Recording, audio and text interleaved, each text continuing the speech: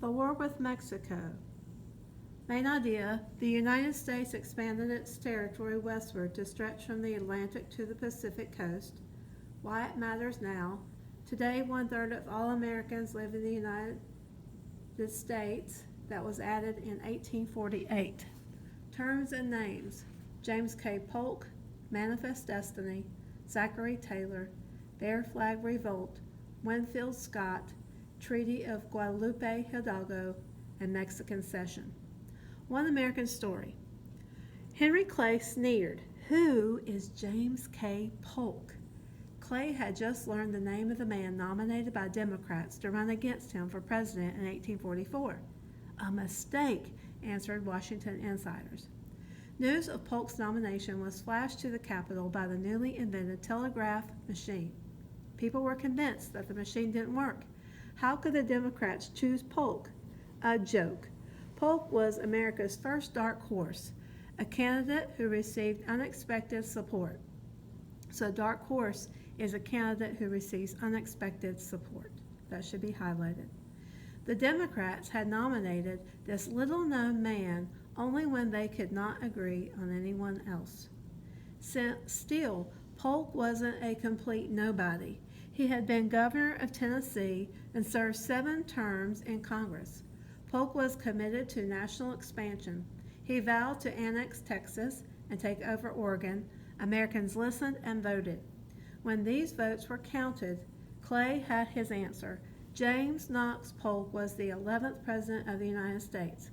During his campaign, Polk's ideas about expanding the country captured the attention of Americans. As you will read in this section, after his election, Polk looked for ways to expand the nation. Americans support Manifest Destiny. The abundance of land in the West seemed to hold great promise for Americans. Although populated with Native Americans and Mexicans, those lands were viewed by white settlers as unoccupied. Many Americans wanted to settle those lands themselves, and they worried about competition from other nations. Mexico occupied the southwest lands, and Britain shared the northwest Oregon Territory with the United States. Many Americans believed that the United States was destined to stretch across the continent from the Atlantic Ocean to the Pacific Ocean. In 1845, a newspaper editor named John O'Sullivan gave a name to that belief, and this is a primary source, a voice from the past. Our manifest destiny to overspread and possess the whole of the continent, which Providence, God, has given us for the development of the great experiment of liberty and self-government. This is from John O'Sullivan, United States Magazine, and Democratic Review. So manifest destiny to overspread and possess the whole of the continent. John O'Sullivan used the word manifest to mean clear or obvious. The word destiny means events sure to happen. Therefore, manifest destiny suggested that expansion was not only good, but bound to happen, even if it meant pushing Mexicans and Native Americans out of the way.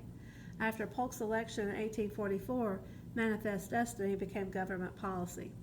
The term manifest destiny was new, but the idea was not. By the 1840s, thousands of Americans had moved into the Oregon Territory. Since 1818, Oregon had been occupied jointly by the United States and Britain. In his campaign, Polk had talked of taking over all of Oregon. 54, 40, or fight, screamed one of his slogans. The parallel of 54 degrees, 40 north latitude was the northern boundary of the shared Oregon Territory. Rather than fight for all of Oregon, however, Polk settled for half. In 1846, the United States and Great Britain agreed to divide Oregon at the 49th parallel. This agreement extended the boundary line already drawn between Canada and the United States. Today, this line still serves as the border between much of the United States and Canada. And there's a caption over there, our manifest destiny is to possess the whole of the continent. Troubles with Mexico. Polk had good reason for avoiding war with Britain over Oregon. By 1846, he had much bigger troubles brewing with Mexico over Texas. In 1845, Congress admitted Texas as a slave state in spite of northern objections to the spread of slavery.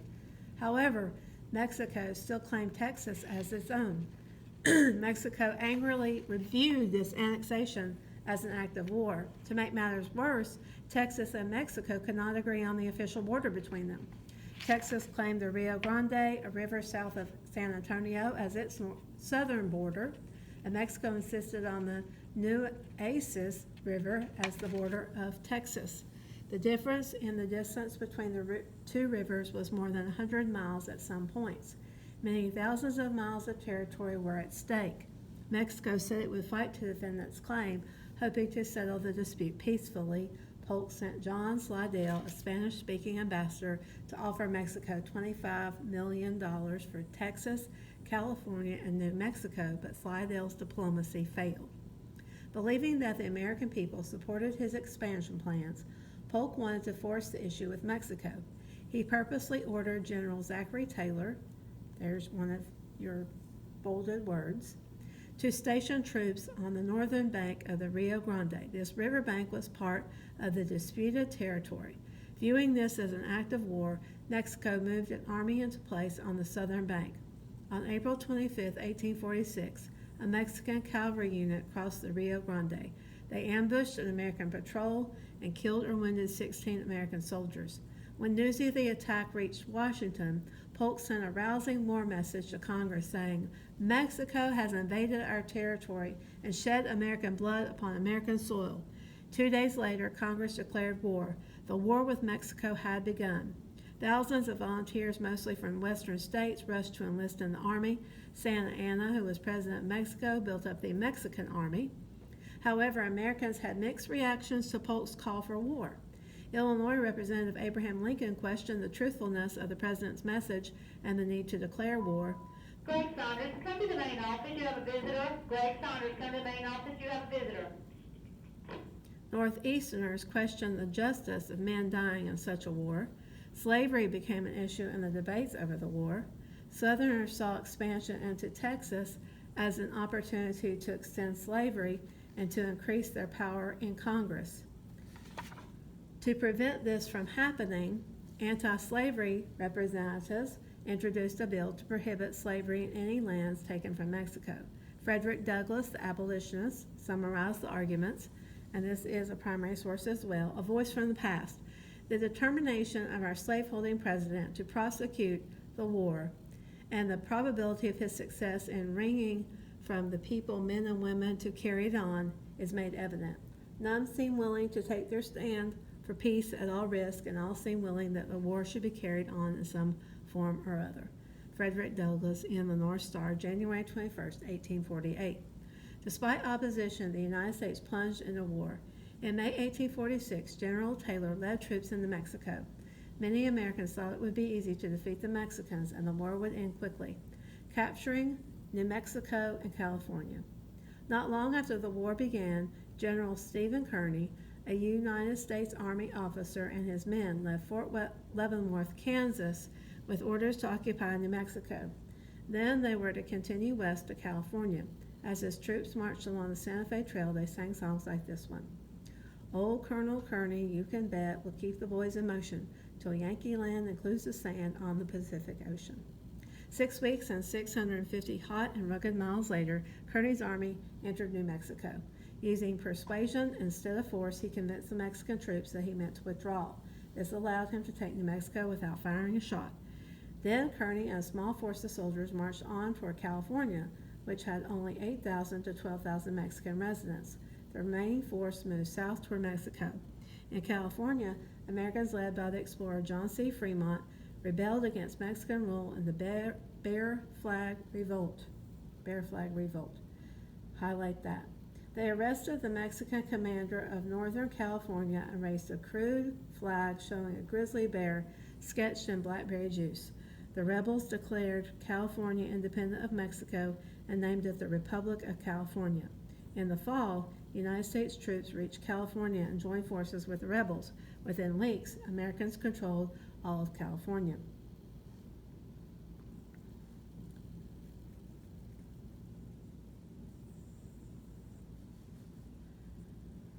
The invasion of Mexico. The defeat of Mexico proved far more difficult. The Mexican army was much larger, but the United States troops were led by well-trained officers. American forces invaded Mexico from two directions. General Taylor battled his way south from Texas toward the city of Monterrey in northern Mexico. On February 22, 1847, his 4,800 troops met General Santa Anna's 15,000 Mexican soldiers near a ranch called Buena Vista. After the first day of fighting, Santa Anna sent Taylor a note offering him a chance to surrender. Taylor declined. At the end of the second bloody day of fighting, Santa Anna reported that both armies had been cut to pieces. However, it was Santa Anna who retreated after the Battle of Buena Vista. The war in the north of Mexico was over. In southern Mexico, fighting continued. A second force led by General Winfield Scott landed at Veracruz on the Gulf of Mexico and battled inland toward Mexico City. Outside the capital, Scott met fierce resistance at the castle of Chapultepec, and about 1,000 soldiers and 100 young military cadets bravely defended the fortress.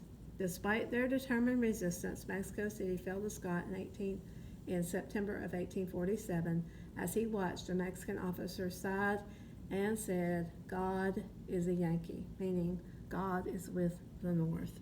The Mexican Cession. On February 2, 1848, the war officially ended with the Treaty of Guadalupe Hidalgo. In this treaty, Mexico recognized that Texas was part of the United States and Rio Grande was the border between the nations. Mexico also seceded or gave up a vast region known as the Mexican Cession. This area included the present-day states of California, Nevada, Utah, most of Arizona, and parts of New Mexico, Colorado, and Wyoming. Together with Texas, this land amounted to almost one half of Mexico. The loss was a bitter defeat for Mexico, particularly because many Mexicans felt that the United States had provoked the war in the hope of gaining Mexican territory. In return, the United States agreed to pay Mexico $15 million. The United States would also pay $3.25 million of claims U.S. citizens had against Mexico. Finally, it also promised to protect the approximately 80,000 Mexicans living in Texas and the Mexican Cession. Mexicans living in the United States saw the conquest of their land differently. Suddenly, they were a minority in a nation with a strange language, culture, and legal system. At the same time, they would make important contributions to their new country. They taught new settlers how to develop the land for farming, ranching, and mining. A rich new culture resulted from the blend of many cultures in the Mexican Cession. From sea to shining sea, the last bit of territory added to the continental United States was a strip of land across what is now New Mexico and Arizona. The government wanted the land as a location for a Southern Continental Railroad. In 1853, Mexico sold the land called the Gadsden Purchase to the United States for $10 million. On July 4, 1848, in Washington, President Polk laid the cornerstone of a monument to honor George Washington. In Washington's day, the western border of the United States was the Mississippi River. The United States in 1848 now stretched from sea to shining sea, from the Atlantic to the Pacific. In August, Polk learned that gold had been found in California, and later on we'll read about the California Gold Rush. I think this is a cool thing on page 409, strange but true. Santa Anna's lost leg. Santa Anna lost his left leg in a battle with the French. In 1842, he held a funeral for his severed limb. On that day, church and political officials followed the dictator's leg through the streets of Mexico City to its final resting place, an urn placed on a column. So his leg was in a resting place, an urn placed on a column. 2 years later, an angry mob broke the urn and threw the leg away. The leg was rescued by a loyal soldier who took it home and hid it. 30 years later, that soldier visited Santa Anna and returned the bones of his long-lost leg. All right, you have questions in your reading guide about the war with Mexico. Go back to your reading so that you can find the answers and make sure that you know who the key people are and the key players are. Once you've completed your reading guide, you can email that to me. If you will first make a copy of the reading guide, that would be great. So make a copy of the reading guide and email it to me. You can also take a picture on your phone if you print it out, etc. All right, thank you. If you have any questions, contact me at my school email.